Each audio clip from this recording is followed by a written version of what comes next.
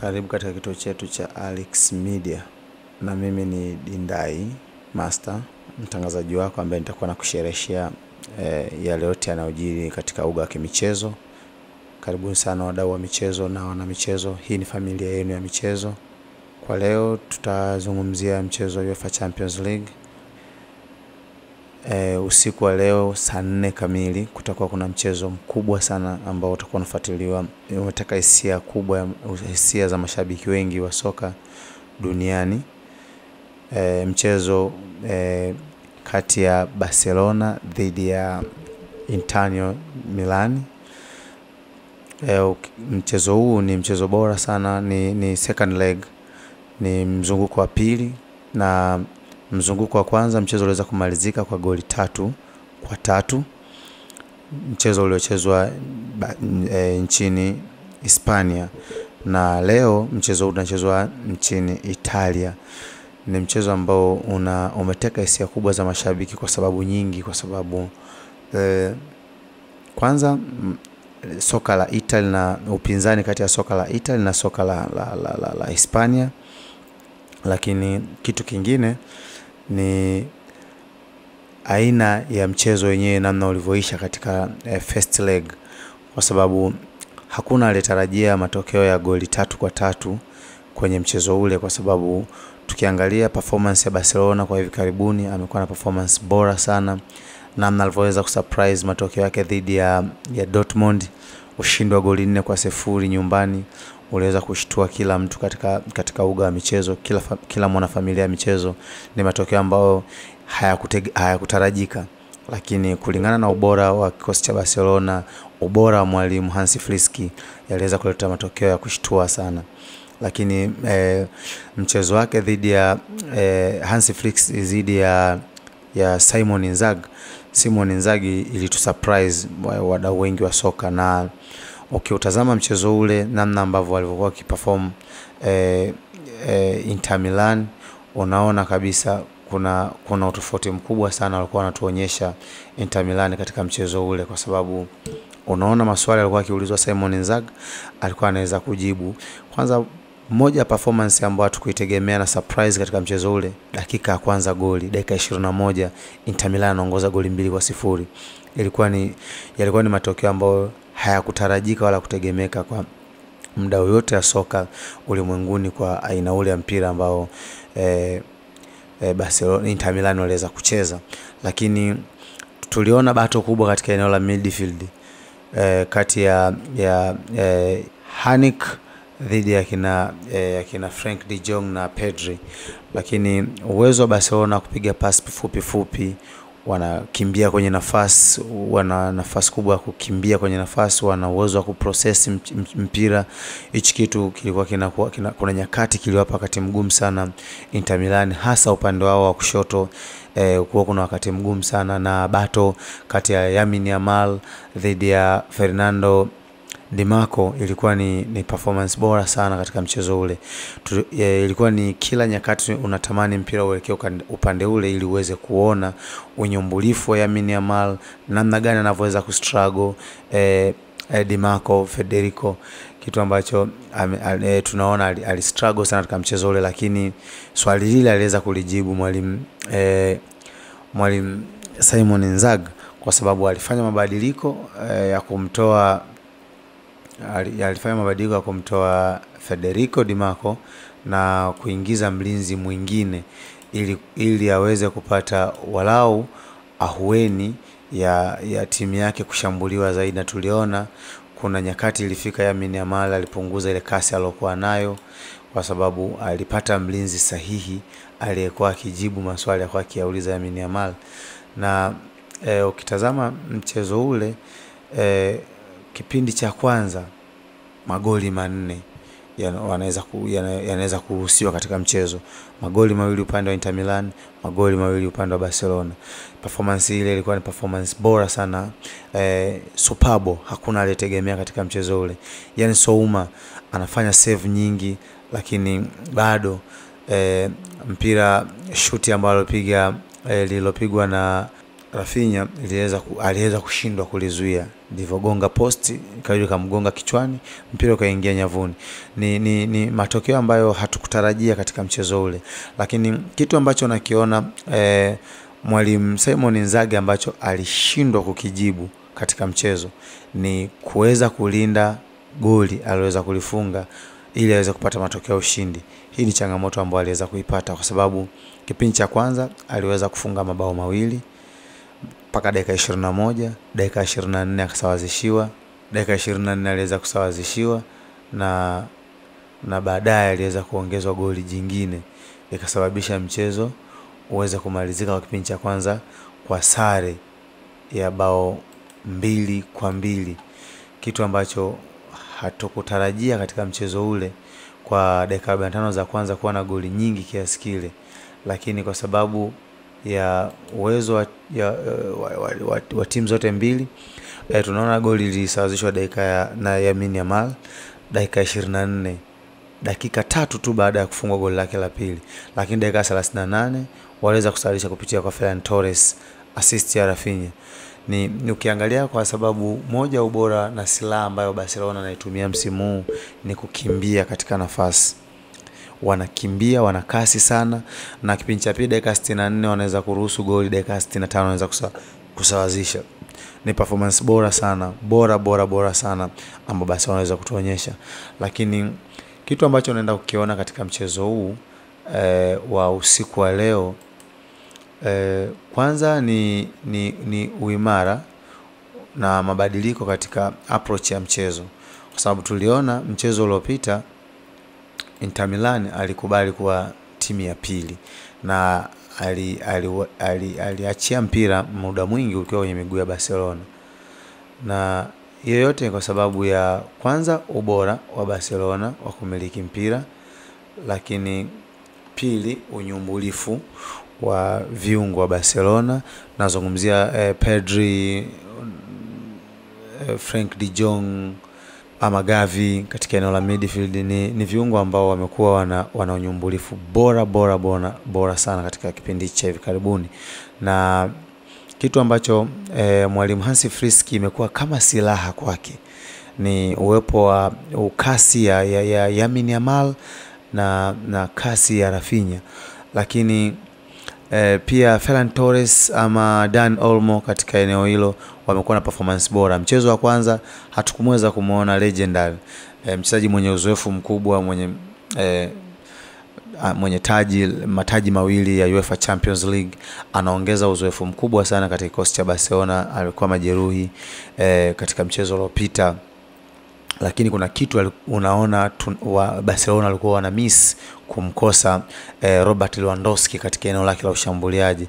Japokuwa Ferran Torres aliweza kuscore, lakini nafasi walizoweza kupoteza, mikimbio ya Ferran Torres na mikimbio ya Robert Lewandowski, unaona kuna kitu walikuwa wameweza kumiss katika kikosi cha Barcelona. Na kama Lewandowski anaweza akajumuika kwenye kikosi cha leo, usiku wa leo akapata nafasi ya kucheza, kuna kitu kinaenda kuongezewa kwenye kikosi cha Barcelona. Lakini wana possibility ndogo sana kuweza kumtumia Robert Lewandowski, bado anaenda kuanza Ferran Torres katika usiku wa leo. Lakini bado huwaoni kama Inter Milan watakuwa nyuma, kwa sababu moja ya kitu ambacho Inter Milan walikisurprise kwa chini ya mwalimu Simon Inzaghi ni kwanza ni kuruhusu Barcelona wamiliki mpira, lakini washambuliwe mara kadhaa, lakini wao wakitengeneza shambulizi lao likifanikiwa kufika, limekuwa ni hatari zaidi kuliko hata mashambulizi ya Barcelona, kwa sababu tunakumbuka mchezo wa kwanza wameweza kupiga shot on target 3 na zote zimekuwa magoli. Maana yake ni performance bora sana, na unaangalia aina magoli wameweza kufunga ni katika taswira tofauti, ni katika aina tofauti katika namna ya kwenda kushambulia. Goli la kwanza Marcos Thuram, what a performance, wamepush team, build up nzuri. Barcelona wameblock, wamerudi wametengeneza shambulizi jingine. Marcos Thuram anafunga goli bora kabisa la kisigino, what a goal kabisa, ambalo unaona katika hatua nusu finali magoli ya namna ile ni magoli kama maraisi, lakini ni moja magoli magumu sana aliweza kufunga Marcus Thuram. Lakini bado goli la pili la Dempsey unaliona ilikuwa ni goli kwanza, ukiangalia mazingira ya alipofunga ni sehemu ambayo hutegemei ile acrobatic inaweza kupatikana, kwa sababu kulikuwa kuna walinzi, bado ni eneo ambalo ilikuwa ni kona. Unaona wana uwezo wa kufunga katika dead ball, lakini pia wana uwezo wa kufunga wa create nafasi na kadri wanasogea wanatengeneza nafasi, wana uwezo wa kuscore. Na tunaona pia kipindi cha pili kwenye dakika 80 ilipatikana offside ambayo ilikuwa ni shambulizi la ghafla lakini la kasi zaidi, na wakaweza kulitumia na kuicreate kuwa chance, ile chance kuicreate kuwa goal, lakini ikawa ni offside. VAR ikaamuru kuwa offside. Ila unaona Inter Milan pamoja na kwamba hamiliki mpira muda mwingi, lakini yeye anamiliki matukio ndani ya uwanja. Kutokana na hiyo tunaona kabisa mchezo utakuwa ni mgumu sana, na walimu wao wataenda kuulizana maswali mengi sana katika mchezo. Nico Barella katika eneo la midfield, uwezo wake wa kukimbia na mpira, uwezo wa kukokota mpira, uwezo wa kutunza mpira, amekuwa anatengeneza option nyingine, kwa sababu pale Inter Milan anapokuwa amemiliki mpira, Nico Barella anasogea Nicola Barella anasogea katika eneo lake la ushambuliaji, anaingia kwenye box ya mpinzani, anatengeneza idadi ya washambuliaji kuwa 3 katika box, wakati akitokea upande wa kulia ama kushoto. Japokuwa mchezo wa kwanza upande wa kulia wa Inter Milan ulikuwa upande bora zaidi kuliko upande wake wa kushoto, kwa sababu mlinzi amehusika kwenye magoli yote mawili. Mlinzi wa kulia ambaye timu ikimiliki mpira ana switch, anaongezeka katika idadi, anakuwa wingback, anaongeza idadi ya wachezaji katika eneo la tatu la mpinzani, eneo la kwanza la mpinzani. Hii inaashiria kwamba ukiangalia kwanza mfumo wao wa 3-5-2 ni wakiwa hawana mpira wanakuwa wana walinzi 5 nyuma, ambao ni Dempsey upande wa kulia, lakini upande wa kushoto kuna Federico na walinzi 3 wakati. Lakini upande hiyo ni neno lake la defense. Katika 3 wa katikati ni Barella, Hakan pamoja na Hethic. Hao wamekuwa wanaonyesha ubora mkubwa sana wakiwa wamepoteza mpira, wanaweza na nafasi ya kuweza kupokonya, japokuwa sio wazuri kwenye kukana mpira sana, lakini wana uwezo wa kupokonya mipira, wana uwezo mzuri wa kupokonya mipira. Nico Barella anatumika kwenye kufanya transmission, counter, kutranslate team kutoa eneo la chini kuipeleka eneo la juu. Amekuwa anafanya performance nzuri sana, lakini Marcus Thuram amekuwa ni mchezaji ambaye ana uwezo kana mpira ili kuweza kusubiria wenzie waje waanzishe mashambulizi. Hii ni silaha ambayo Inter Milan wako nayo. Na ukiangalia upande wa mwalimu Hansi Flick, silaha kubwa sana kwa msimu Lamine Yamal, lakini kuna utofauti wa Barcelona misimu 3 nyuma na Barcelona ya msimu, kwa sababu Barcelona ya msimu tunaiona ina uwezo wa kufunga kwa kutumia mashuti makali ya mbali, kitu ambacho haikuwa kawaida Barcelona huko nyuma, na tunaona kwa msimu amekuwa akifanya hivyo mara kadhaa na imekuwa ikitoa matunda. Lakini pia ubora Barcelona mwingine hahitaji kukufunga, yani ili akufunge hahitaji tu amiliki mpira. Hata akikuachia mpira ana uwezo wa kukimbia kwenye nafasi, wanapiga counter. Rafinha ana uwezo mzuri wa kukimbia kwenye nafasi, lakini Dani Olmo ana uwezo mkubwa sana wa kukimbia kwenye nafasi. Ni mchezaji mwenye kasi. Lamine Yamal, moja kitu bora sana alichonacho katika mguu wake ni dribbling skills. Ni mchezaji ambaye huwezi kumpokonya mpira wake. Mchezaji ana uwezo wa kuficha mpira, anatunza mpira, ana uwezo wa kupunguza, ana uwezo wa kushoot kutoka mbali, ana create nafasi. Na silaha Barcelona msimu katika michezo mingi, namna anavyoshambulia ni uwezo wa Lamine Yamal. Nadhani na tunaona hata mchezo wa kwanza Federico alishindwa kuweza kuhimili mchezo kwa sababu ya kasi ya Lamine Yamal, skills alionayo Lamine Yamal iliweza kumia uzito kabisa kuweza kuzuia. Nadhani mchezo wa usiku wa leo utakuwa ni mchezo bora sana wenye mvuto. Kwa sisi wadau wa soka tunahitajika twende tukautazame ili tuweze kuona burudani ya soka nyingine tena usiku wa leo, kwa sababu hakuna timu ambayo unaweza ukaipa prediction kwamba fulani labda Barcelona ana nafasi ya kuweza kufuzu ama Inter Milan ana nafasi ya kuweza kufuzu, bali tunaona ni walimu hawa wawili kwenda kuulizana maswali ndani ya uwanja. Atakaye kuwa bora kwenye kujua ubora wa mwenzie na kukubali, na atakaye kuwa bora kujua udhaifu wa mwenzie, hii ndo timu ambayo itaweza kwenda kupata matokeo. Lakini moja kwa moja huwezi kumpa yoyote, kwa sababu Barcelona amekuwa na performance bora, pamoja na kwamba ameweza kuruhusu magoli 3 nyumbani. Lakini pia unaweza kujiuliza, pamoja na magoli 3 kuruhusu, ameweza kusawazisha kwa muda mfupi sana. Katika magoli yote 3 ameweza kufungwa. Kipindi cha kwanza ameruhusu magoli 2 mpaka dakika 21, dakika 24 anasawazisha, dakika 38 anaweza kusawazisha, anaruhusu dakika 64, dakika 65 anasawazisha. Maana yake unaona amekuwa na performance bora sana. Sema ambacho kuna maswali ambao wanaulizana hao walimu.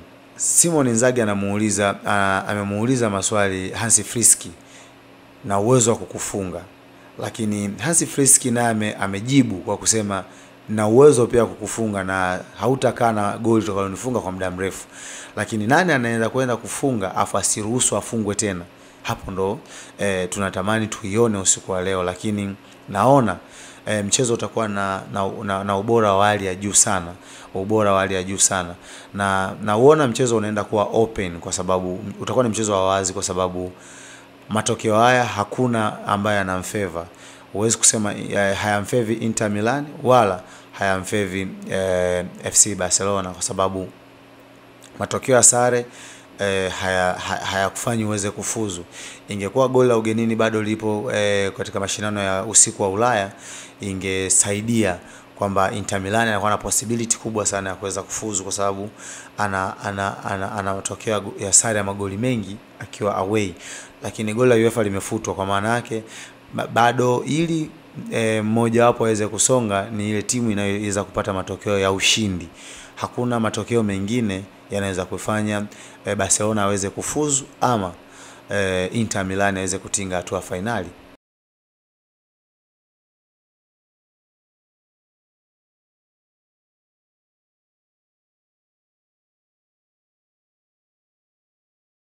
Karibu tena katika kipindi chetu cha michezo. Hii ni Alex Media. Unaweza kusubscribe ili kuweza kupata taarifa zetu nyingi kila tunapoweka mtandaoni. Kila siku tuna taarifa nyingi, tunawahabarisha habari za michezo na burudani, kwa sababu sisi ni familia ya michezo. Na leo ni Jumatano, mchezo mwingine wa UEFA Champions League kati ya Arsenal dhidi ya PSG, na mchezo huu umekuwa na maneno mengi sana mtaani, kwa sababu kila mtu anasema lake. Wapo wanampa nafasi Arsenal ya kuweza kufuzu, wako wanaompa nafasi Inter Milan PSG ya kuweza kufuzu. Lakini ukirudi katika mchezo wa awali, tunaona Arsenal aliweza kupoteza goli 1-0 akiwa nyumbani. Lakini hii hatuwezi kusema Arsenal ameweza kutoka, kwa sababu tunaona hata mchezo uliopita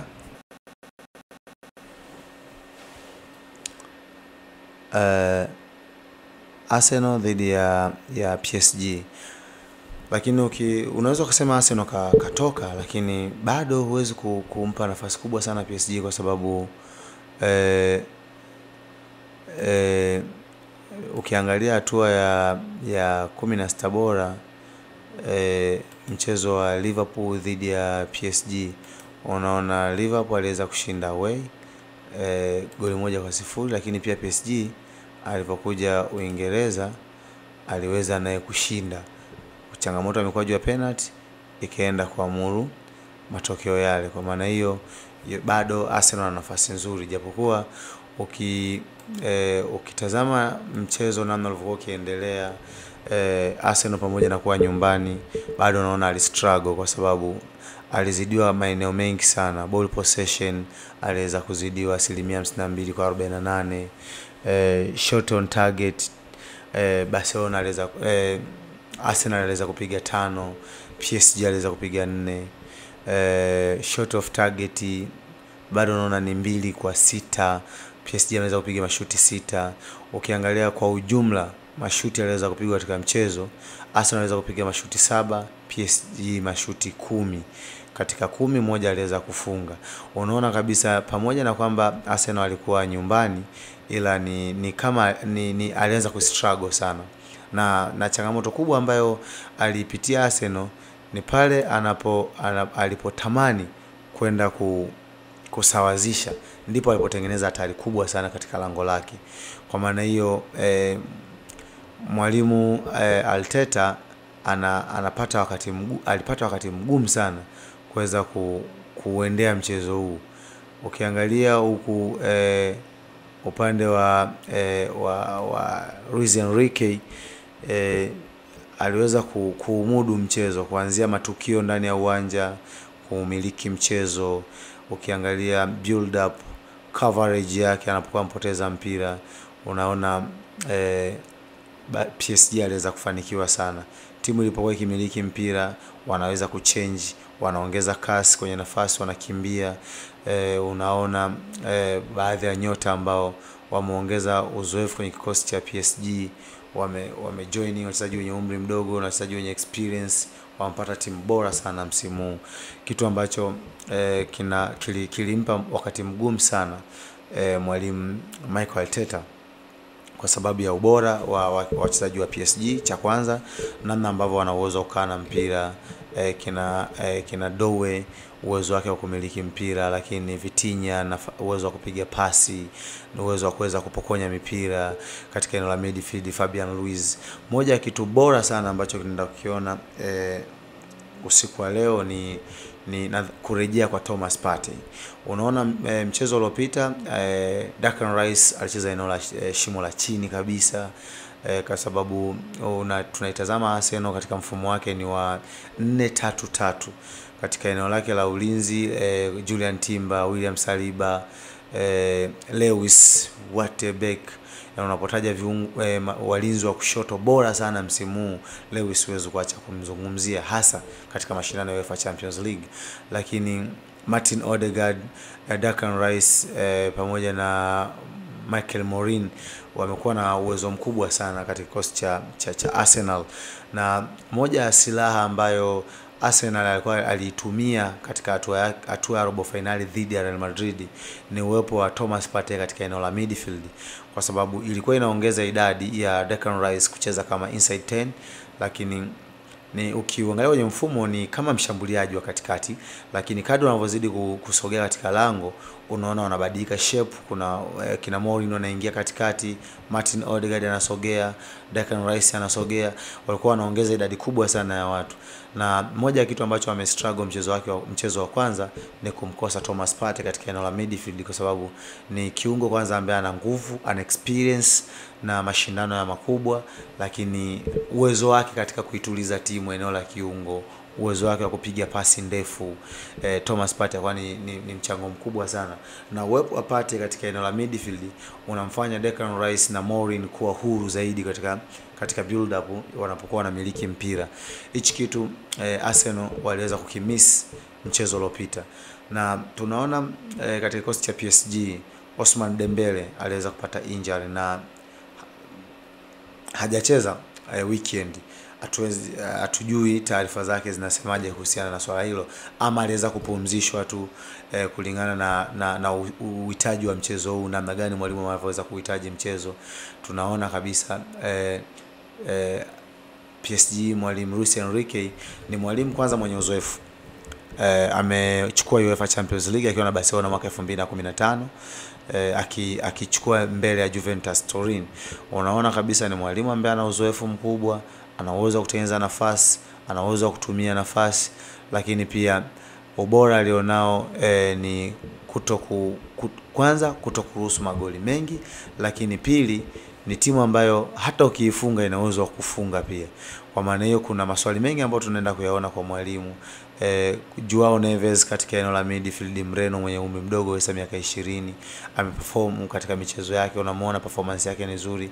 Fabian Ruiz raia wa Spain ana uwezo mzuri sana, anamiliki mpira, ana uwezo wa kucreate nafasi.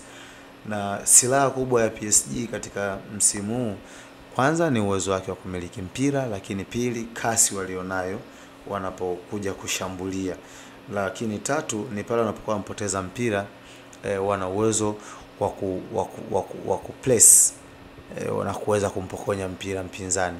Na moja ya kitu ambacho surprise, kitu ambacho PSG ni silaha kubwa ya michezo yote ni uwepo wa golikipa Donnarumma katika milingoti mitatu, kwa sababu tunaona hata mchezo uliopita kuna mashambulizi mengi sana aliweza kupigwa, lakini Donnarumma aliweza kuokoa mashuti kadhaa. Bukayo Saka aliweza kucheza, na tunaona kuna clear chances aliweza kuziblock mlinda mlango Donnarumma.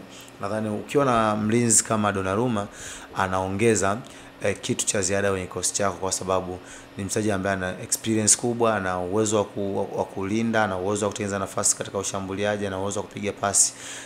Confidence yake, uwepo wa Achraf Hakimi katika eneo la midfield, lakini Marquinhos katika eneo la defense. Ni beki ambaye ana uzoefu mkubwa. William Pacho mchezaji mwenye umri mdogo anaongeza kitu kikubwa sana kikosi cha PSG. Muikwado huyu ana umri mdogo sana, miaka 23, lakini kuna kitu anaenda ukiongeza katika eneo la defense. Unaiona PSG ya mwaka jana na ya mwaka huu kuna utofauti kidogo. Uwepo wa Nuno Mendes ameongeza kitu, anaonyesha uwezo alionao. Nadhani ni mchezo mzuri wa kuvutia, lakini kidogo naweza kuona mwalimu Luis Enrique anaweza kaja tofauti sana na mchezo wa kwanza, hasa kabla ya kuweza kupata goli. Nadhani atakuja na mbinu kama aliyokuingia nao kipindi cha pili.